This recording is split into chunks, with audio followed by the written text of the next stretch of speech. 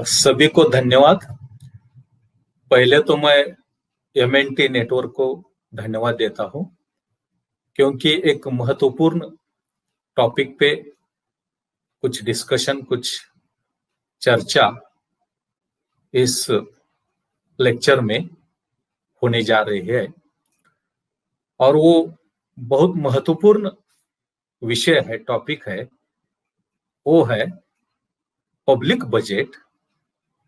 उसको हम सरकारी या सार्वजनिक अंदाजपत्रक कैसे बोलते हैं। मैं इस चर्चे की शुरुआत ये पब्लिक बजट क्या होता है, उसका एक्चुअल मीनिंग क्या है, उससे करूंगा।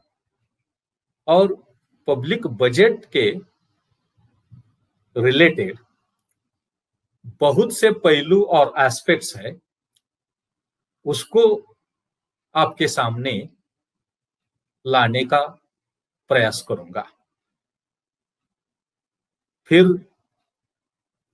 इंडिया रिलेटेड, भारत संबंधित बजट के कुछ एनालिसिस है, इंटरप्रिटेशंस है, उस पे भी मैं लाइमलाइट, प्रकाश झोत डालने का प्रयास करूंगा।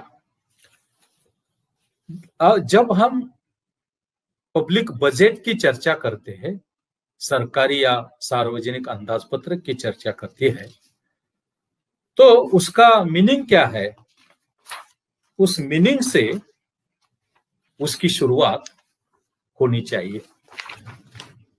सरकारी या सार्वजनिक अंदाजपत्रक बजट को हम इंग्लिश में पब्लिक बजट बोलते हैं। इसमें पब्लिक मीन्स सरकारी या सार्वजनिक, और बजट उसको अंदाजपत्रक ऐसा बोलते हैं। ये बजट, ये जो कॉन्सेप्ट है, ये budget a concept actually French word bougette से आई है। The term budget has been derived from a French word bougette. Bougette a French concept से, टर्म से आई है, और उस बाउगेट का इंग्लिश में अर्थ है लेदर बैग। उसको हम पर्स बोलते हैं, या चामड़े की पिशवी बोलते हैं, या हम बैगेज बोलते हैं, ऐसा उसका अर्थ है। लेकिन ये लेदर बैग, चामड़े की पिशवी, चामड़े के पर्स मीन्स बजट, ऐसा अर्थ नहीं है, उसका मीनिंग नहीं है। इसका मीनिंग है उसमें क्या है, उस बैग में क्या है, उस पर्स में क्या है, वो महत्वपूर्ण है। और जब उस पर्स में, उस बैग में, इस ब्रीफकेस में आपने देखा होगा सब वित्त मंत्री बैग लेके आते हैं, उस बैग में क्या है वो महत्वपूर्ण है, उसका महत्व अनन्य साधारण है। क्या उसमें होना चाहिए, अगर हम बजट अंदाजपत्रक इस संकल्पने का अर्थ अंडरस्टैंडिंग करने का प्रयास करेंगे, तो उसमें, उस ब्रीफकेस में, उस बैग में फिनेंशियल डॉक्यूमेंट्स होनी चाहिए, वित्तीय दस्तावेज। वित्तीय दस्तावेज वो भी सरकार के संबंधित वित्तीय दस्तावेज होना चाहिए। इसका मतलब क्या, इसका मतलब यह है कि सरकार अपना महसूल, उसको उत्पन्न बोलते हैं, रेवेन्यू बोलते हैं इंग्लिश में, और उसका खर्चा पब्लिक एक्सपेंडिचर बोलते हैं, वो कैसा करना चाहिए, कैसा करेंगे, उसकी क्या दिशा होगी, क्या डायरेक्शन होगी, उसके सब डिटेल्स इस वित्तीय दस्तावेज में, फाइनेंशियल डॉक्यूमेंट्स में होना चाहिए।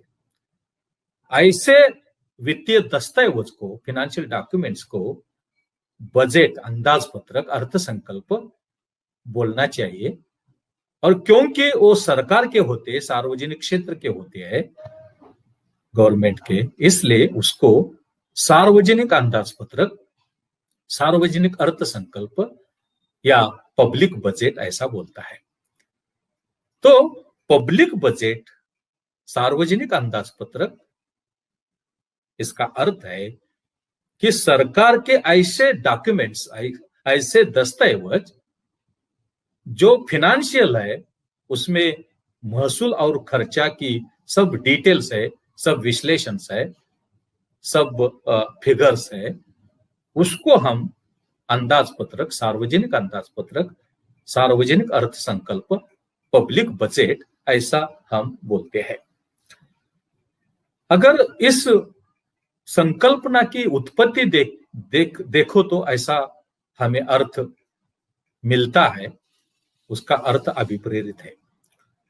लेकिन कौन सी भी संकल्पना समझने के लिए सिर्फ उसकी इटिमोलॉजी, उत्पत्ति देखना वो पूरेसा नहीं है, वो सफिशिएंट नहीं है। उसके कुछ डेफिनेशंस, उसके कुछ व्याख्याएं भी ध्यान में लेना पड़ता है। तो आपके अंडरस्टैंडिंग के लिए, आपको समझने के लिए, पब्लिक बजट, सार्वजनिक अंदाजपत्रक, सरकारी अर्थसंकल्प, इस संकल्पने के कोई डेफिनेशंस आपके पास पेश करने का, प्रेजेंट करने का प्रयास करूंगा। मेरी मनीषा यह है कि आपको अच्छी तरह से इस कॉन्सेप्ट्स का, इस संकल्पने का अर्थ आपको मालूम हो जाएगा, मालूम पड़ेगा। रेनी स्टाउर्न नामक का एक अर्थशास्त्री है और वो बोलता है सार्वजनिक अंदाजपत्रक, सार्वजनिक अर्थसंकल्प, इसका अर्थ है कि सरकार का महसूल और खर्चा, इसका जो अप्रूव्ड प्लान है, उसका जो अप्रूव्ड योजना है, उसको हम सार्वजनिक अंदाजपत्रक, सरकारी अंदाजपत्रक ऐसा बोलना चाहिए। दैट इज, खर्च कैसा सरकार करेगी और वो खर्च करने के लिए जो उत्पन्न या महसूल संकलित करना चाहिए, वो कैसा वो रेज करेगी, मोबिलाइज करेगी, संकलन करेगी, उसका जो एक प्लान होना चाहिए, उसकी एक योजना होनी चाहिए। उस योजना को, उस प्लान को हम अंदाजपत्रक बोलना चाहिए, ऐसा स्टाउर्न बोलता है। बिलीव नामक का और कोई अर्थशास्त्री है, वो भी बोलते हैं कि सार्वजनिक अंदाजपत्रक, सरकारी अर्थसंकल्प, उसका अर्थ यह है कि सरकार एक वर्ष के वित्तीय काल में अपना महसूल कैसा संकलित करेंगी, वो संकलित हो गया होगा, वो महसूल कैसे खर्च करेगी, और वो कोई पूर्व नियोजित ध्येय, उद्दिष्ट, ऑब्जेक्टिव्स साध्य करने के लिए उसका कैसा इस्तेमाल करेगी। इसके सब, इस प्रोसेस को, इस प्रक्रिया को हमें सार्वजनिक अंदाजपत्रक, सरकारी अर्थसंकल्प ऐसा बोलना चाहिए, ऐसा उसको नाम देना चाहिए।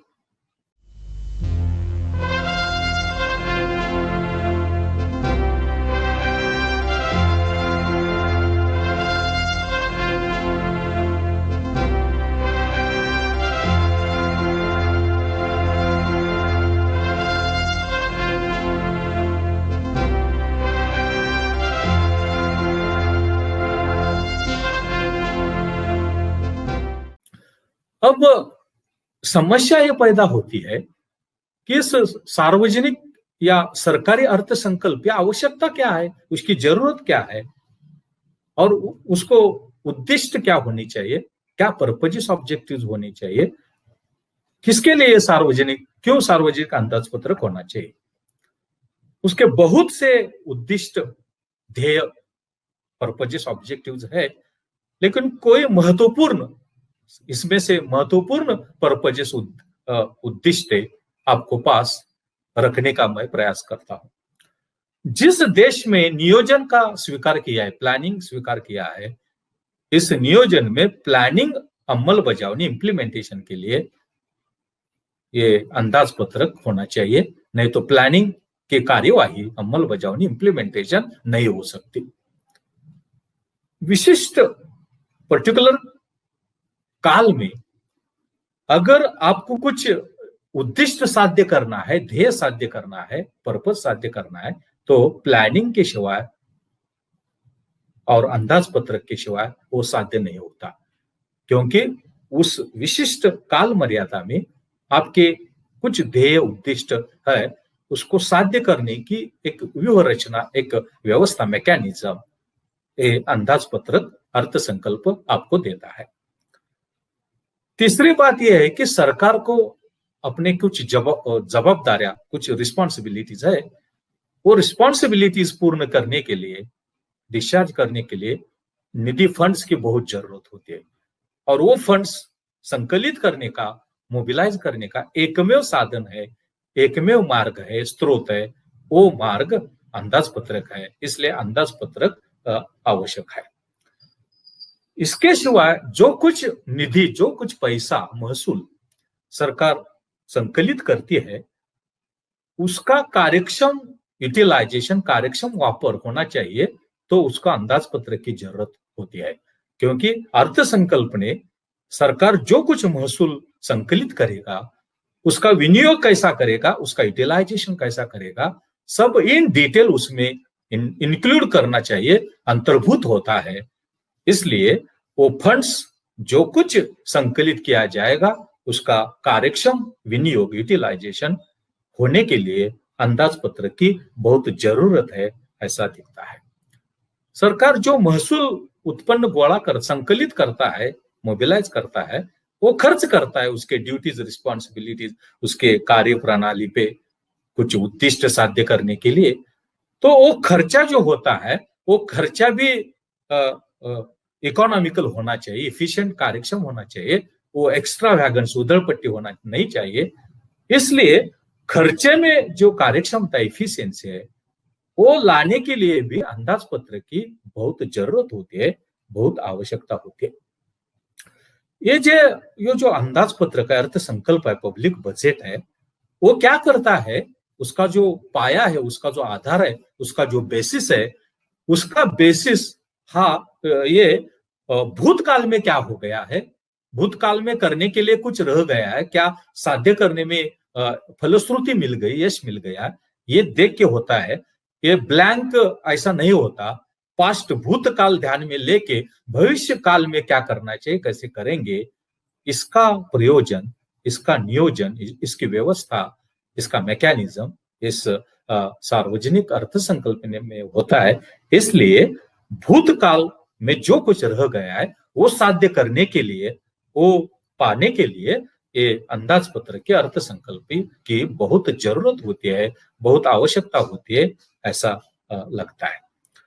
ये अंदाजपत्र के माध्यम से सरकार को जो कुछ कार्यक्रम, जो कुछ सामाजिक कल्याणकारी योजना, जो कुछ प्लान्स, जो कुछ स्कीम्स, जो कुछ प्रोग्राम्स सरकार के लोग के कल्याण के लिए, समाज के कल्याण के लिए, लोगों के कल्याण के लिए इंट्रोड्यूस करती है, अमल बजावनी करने का प्रयास करती है, कार्यवाही करने का प्रयास करती है, इसके लिए अंदाजपत्र की बहुत जरूरत होती है। क्योंकि अंदाजपत्रक में कैसा वो सामाजिक कल्याण कार्यक्रम, डिप्राइव्ड कम्युनिटीज, बैकवर्ड कम्युनिटीज के कल्याण के कार्यक्रम कैसे हम उसके अमल बजावनी करेंगे, कैसे हम उसकी कार्यवाही करेंगे, सब उसका डिटेल सब उसकी इंफॉर्मेशन इस अंदाज पत्रक में, इस बजट में होती है। इसलिए बजट की बहुत जरूरत होती है, आवश्यकता होती है। इसके सिवाय आप मालूम है अब कोरोना पैंडेमिक, कोरोना की महामारी आई है, ऐसे बहुत से आर्थिक संकट अर्थव्यवस्था में आने की पॉसिबिलिटी, शक्यता होती है। ऐसे संकट उसमें भावाड़, मुद्रास्फीति हो सकती है, इसमें मंदी हो सकती है, ऐसे कुछ प्रॉब्लम्स, उसको हम डिप्रेशन बोलते हैं, उसको हम रिसेशन बोलते हैं। ऐसे कुछ आर्थिक संकट भी अर्थव्यवस्था में, कंट्री में आने की पॉसिबिलिटी होती है। इससे अर्थव्यवस्था को बाहर निकालने के लिए, उसका पुनरुज्जीवन करने के लिए, उसका रिवाइवल करने के लिए बजट की बहुत आवश्यकता होती है। अगर महामारी में आपने देखा होगा तो महामारी में सरकार ने बहुत खर्चा करना चाहिए था, वो नहीं किया, लेकिन करने की अपेक्षा इस अंदाज पत्र के माध्यम से होती है और वो करना चाहिए। इसलिए अंदाज पत्रक, अर्थसंकल्प की सरकार की बहुत आवश्यकता होती है, वो अपने आपको ध्यान में रखना चाहिए। और महत्वपूर्ण बात यह है कि सार्वजनिक अर्थसंकल्प सरकार की रिस्पॉन्सिबिलिटी डिफाइन करता है। सरकार का ड्यूटी रिस्पॉन्सिबिलिटी सिर्फ महसूल उत्पन्न गोला संकलित करके खर्च करना इतनी नहीं होती। जो कुछ महसूल, जो कुछ पैसा संकलित किया है, उसका यूटिलाइजेशन कैसा किया है, अच्छा किया है, जिस करना चाहिए था उसके लिए किया है क्या, उसका मिस यूटिलाइजेशन हो गया है, गैर यूटिलाइजेशन वापर हो गया है, ये ध्यान में लाने के लिए, उसको ध्यान में लाने के लिए ये अंदाज पत्रक की जरूरत होती है।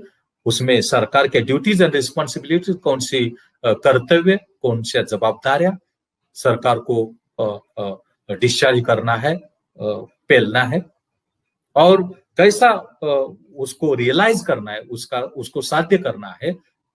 इसके लिए जो कुछ महसूल, जो कुछ उत्पन्न संकलित किया है, वो पूरी तरह से संकलित करना और अच्छी तरह से खर्चा करना, ये सब रिस्पॉन्सिबिलिटी, उसको हम अकाउंटेबिलिटी बोलते हैं।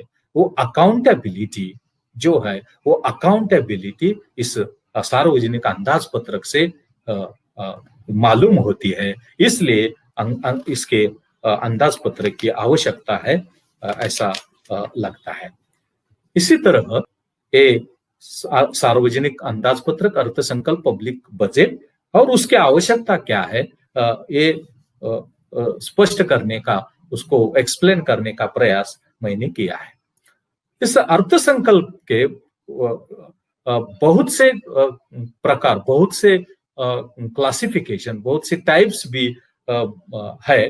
जस्ट आपके लिए मैं सिर्फ बोल देता हूं।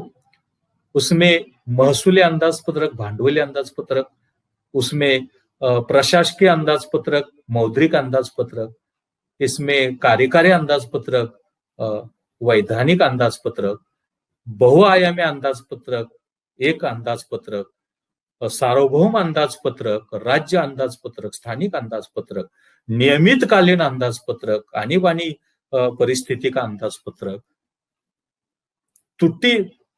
टूट रहने वाला अंदाज पत्रक, शिल्लक वाला अंदाज पत्रक, संतुलित अंदाज पत्रक, ऐसे नियोजित अंदाज पत्रक, अनियोजित अंदाज पत्रक, प्लान बजट, अनप्लान बजट, ऐसे कोई टाइप्स, ऐसे कोई हमको प्रकार इस अंदाज पत्रक में मिलते हैं।